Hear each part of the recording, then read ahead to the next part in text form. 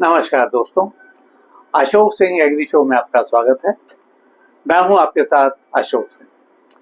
ताड़ भारत सहित दक्षिण एवं दक्षिण पूर्व एशियाई देशों में उगाया जाने वाला एक बहुउपयोगी और पारंपरिक प्लांटेशन फसल है। यह वृक्ष अपने फल, रस, पत्तियों, लकड़ी और जड़ों सहित संपूर्ण रूप से उपयोगी है। फिर भी यह फसल भारत में अपेक्षाकृत उपेक्षित है। ग्लोबल स्तर पर ताड़ की आर्थिक उपयोगिता, पोषण महत्व और इंडस्ट्रियल प्रोडक्ट्स के कारण इसकी मांग बढ़ रही है। यदि इसकी वैज्ञानिक खेती और इससे प्राप्त फलों की प्रोसेसिंग की जाए तो ये एक लाभकारी उद्यम बन सकता है।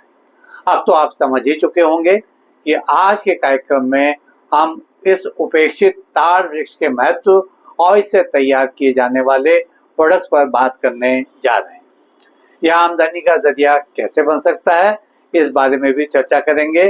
खास तौर पर इसके प्रोसेस प्रोडक्ट्स की बढ़ती मांग को देखते हुए जानकारी देना आज के संदर्भ में जरूरी हो जाता है।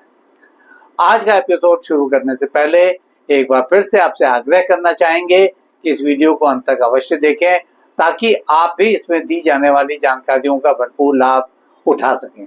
तो दोस्तों, कार्यक्रम की शुरुआत करते हैं। आपने ताड़ के वृक्ष का उल्लेख मुहावरों में तो अवश्य सुना होगा, जैसे तिल का ताड़ बनाना, ताड़ जैसा बड़ा होना आदि। हालांकि अधिकांश लोगों ने तो यह वृक्ष देखा तक नहीं होगा। तो चलिए आपका परिचय करवाते हैं इस अद्भुत पेड़ और इसके महत्व से।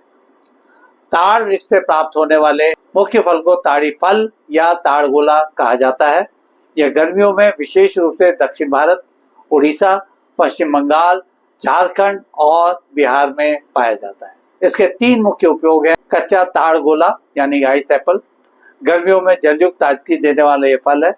यह हाइड्रेशन बढ़ाने और शरीर की गर्मी कम करने में सहायक होता है। ताड़ का पका फल गाढ़ा, मीठा और हल्के रेशेदार गूदे वाला होता है, जिससे कई फूड प्रोडक्ट्स बनते हैं। इससे तैयार होने वाले प्रोसेस प्रोडक्ट्स में ताड़ गुड़ यानी कि पाम जैगरी, ताड़ी यानी फर्मेंटेड ड्रिंक, सिरका, ताड़ शर्करा, पाम शुगर, ताड़ से बनी मिठाइयाँ और पेय, आइसक्रीम, केक में फ्लेवरिंग एजेंट, ताड़ बीज से खाद्य तेल आदि का नाम प्रमुख रूप से लिया जा सकता है। इसी क्रम में बात कर लेते हैं ताड़ के विभिन्न भागों की उपयोगिता के बारे में भी। इसकी पत्तियां छप्पर, टोकरी, पंखा, चटाई आदि बनाने के उपयोग में लाई जाती हैं। इसके हस्तशिल्प उत्पादों या हैंडीक्राफ्ट प्रोडक्ट को बनाने में भी भारी मांग रहती है। इसका तना निर्माण कार्यों में उपयोगी मजबूत लकड़ी प्रदान करता है। इतना ही नहीं, ग्रामीण क्षेत्रों में पुल, खंभे आदि बनाने में भी इसके तने उपयोग में लाए जाते हैं। इसकी जड़ का औषधीय उपयोग खासकर पाचन तथा ज्वर के उपचार में किया जाता है। इसका कच्चा रस नीरा स्वास्थ्यवर्धक होता है और यह किण्वन के बाद ताड़ी में बदल जाता है। किण्वन यानी फर्मेंटेशन। नीरा को बिना किण्वन के संग्रह करके बोतल बंद कर बेचा जा सकता है। ताड़ वृक्ष की ग्लोबल स्तर पर उपस्थिति मुख्यतः Bharat, Sri Lanka, Thailand, Cambodia, Myanmar, Indonesia और अफ्रीका के कुछ भाग तथा फिलीपींस में है। फिलीपींस और इंडोनेशिया जैसे देशों में पाम शुगर और नीरा का बड़ा एक्सपोर्ट होता है। ऐसे ही पाम जैगरी की अंतर्राष्ट्रीय बाजार में लगातार मांग बढ़ रही है। विशेषकर जैविक उत्पादों की ओर बढ़ते रुझान के चलते यूरोप और अमेरिका में आइस एप्पल और ताड़ पेय पदार्थों की मांग स्वास्थ्य कारणों से तेज हो रही है। भारतीय परिदृश्य की बात करें तो ताड़ की उपेक्षा की मानसिकता ज्यादा नजर आती है। भारत में ताड़ के वृक्ष मुख्यतः प्राकृतिक रूप से उगते हैं और इनका वैज्ञानिक प्रबंधन नहीं किया जाता। इसके कई कारण हैं। जागरूकता की कमी, उचित प्रोसेसिंग सुविधाओं का अभाव, ताड़ फलों के मूल्य तथा वितरण नेटवर्क की कमी, अनुसंधान एवं विकास का अभाव आदि। अब बात करते हैं कि ताड़ से लाभकारी उद्यम कैसे बनाया जा सकता है। अगर प्रोसेसिंग यूनिट्स की स्थापना बड़े पैमाने पर ग्रामीण क्षेत्रों में की जाए तो ताड़ गुड़, नीरा, ताड़ मिठाइयाँ, सिरका आदि तैयार किए जा सकते हैं। इसी तरह से लघु उद्योग की स्थापना से स्थानीय स्तर पर रोजगार के अवसर तथा आय उत्पन्न हो सकती है।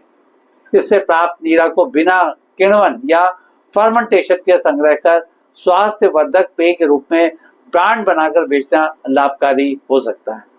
इसके बड़े बड़े पत्तों से हस्तशिल्प वस्तुएं बनाकर स्थानीय और विदेशी बाजार में बेचकर आमदनी संभव है।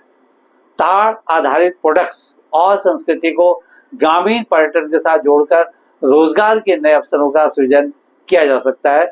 आगे बढ़ने से पहले ताड़ की खेती और इसके विभिन्न किस्मों पर भी चर्चा कर लेते हैं। ताड़ को गर्म और आर्द्र जलवायु की आवश्यकता होती है। समुद्र तटीय और उष्ण कटिबंधीय क्षेत्रों में इसकी वृद्धि बेहतर होती है।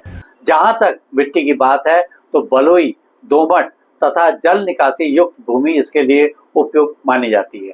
मुख्यतः बीज से ही इसका रोपण होता है। यहाँ यह भी बता दें कि वैज्ञानिक तौर पर किसी विशिष्ट ताड़ प्रजाति की खेती पर अनुसंधान नहीं हुआ है, लेकिन स्थानीय स्तर पर कुछ क्षेत्रों में अधिक फलदायी ताड़ की पहचान की गई है। ताड़ की खेती में ध्यान रखें कि यह धीरे बढ़ने वाला वृक्ष है, परंतु 25 से 30 वर्षों तक उपज देता है।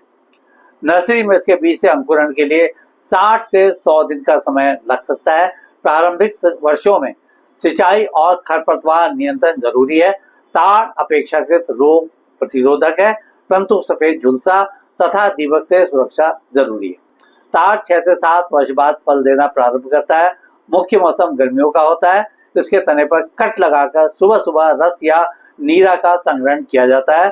समय रहते इसकी प्रोसेसिंग करनी जरूरी है, वरना नीरा फर्मेंटेड हो जाती है। इसकी बिक्री स्थानीय हाट, मंडी, जैविक बाजार, ऑनलाइन प्लेटफॉर्म तथा आयुर्वेदिक औषधि उद्योग में की जा सकती है। जहाँ तक ताड़ आधारित अनुसंधान उपलब्धियों की बात है तो दक्षिण भारत में कुछ कृषि विश्वविद्यालयों ने नीरा संग्रहण हेतु स्वच्छ तकनीक विकसित की है। तमिलनाडु और उड़ीसा में ताड़ गुड़ की गुणवत्ता बढ़ाने हेतु वैज्ञानिक अनुसंधान किए गए हैं। इसके अलावा बायो फर्टिलाइजर, जैव कीटनाशक, जैविक पैकेजिंग में ताड़ से बनी सामग्री की उपयोगिता पर शोध प्रगति पर है। आज के एपिसोड में बस इतना ही दोस्तों। कल एक नए विषय पर चर्चा करने के लिए दोबारा इसी समय पर हाजिर होंगे। अगर आपको ये वीडियो पसंद आया हो तो इसे लाइक करें, शेयर करें और हमारे चैनल को सब्सक्राइब करना ना भूलें। आपके पास कोई सवाल या सुझाव हो तो कृपया कमेंट बॉक्स में लिखें। हम आपके सवालों का जवाब देने के लिए हमेशा तैयार हैं। कल फिर आपसे मुलाकात होती है। तब तक के लिए नमस्कार।